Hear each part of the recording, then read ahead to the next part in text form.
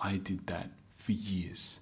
And those good intentions were exactly what kept me from seeing the damage I was doing. Because my intentions weren't just explanations, they were my armor. They protected the version of me I needed to believe was a good, supportive partner. So I could listen right up until the pain threatened that image. And the moment it did, I stopped being with her and started defending myself. Not with anger, with calm, with reason, with explaining I'm just trying to understand. That's not what I meant. Let me explain my side.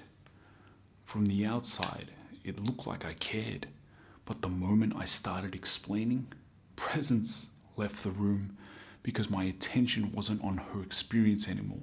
It was on protecting how I was being seen. Not with anger, with calm, with reason, with explaining. I'm just trying to understand. That's not what I meant. Let me explain my side. From the outside, it looked like I cared, but the moment I started explaining, presence left the room because my intention wasn't on her experience anymore. It was on protecting how I was being seen. What was actually under threat wasn't the relationship. It was my identity. I needed to be seen as caring, sincere, a supportive partner. And the moment her experience put that identity at risk, being seen as unintentionally hurtful, callous, or unsafe, my nervous system couldn't handle that. So I reached for my intentions. Explaining didn't protect the relationship. It protected me from shame, from guilt, from the fear of being unsafe, from the fear of being irredeemable. I could accept accountability, but only up to the point my ego felt threatened.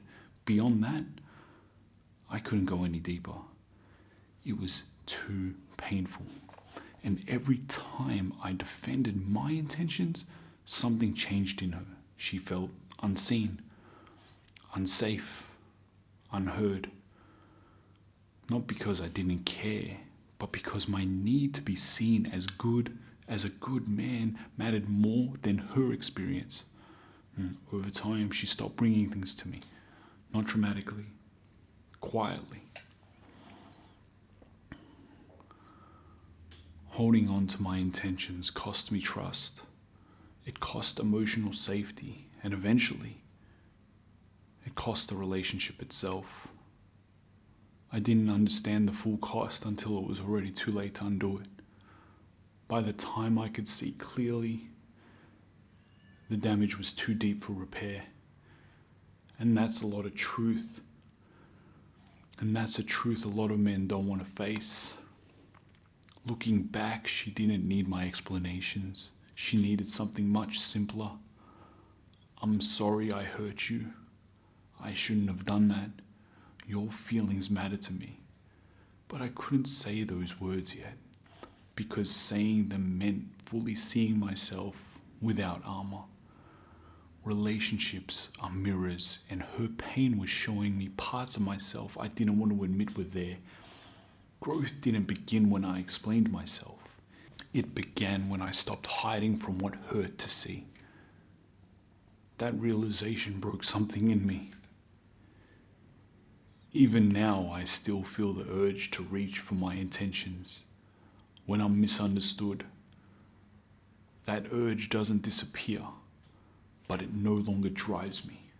I can notice it, pause, and choose connection over control. Not perfectly, not every time, but consciously. I also had to let go of another illusion, that if you change enough, if you become present enough, it will always be enough to heal the past. Sometimes it isn't. Relationships are complex, and sometimes the damage is already there. Part of growing up as a man is learning how to accept that without collapsing and without pretending it didn't matter. If any of this feels familiar, pause, not to fix anything, not to explain yourself, just to see it. Because real connection doesn't come from proving who you are.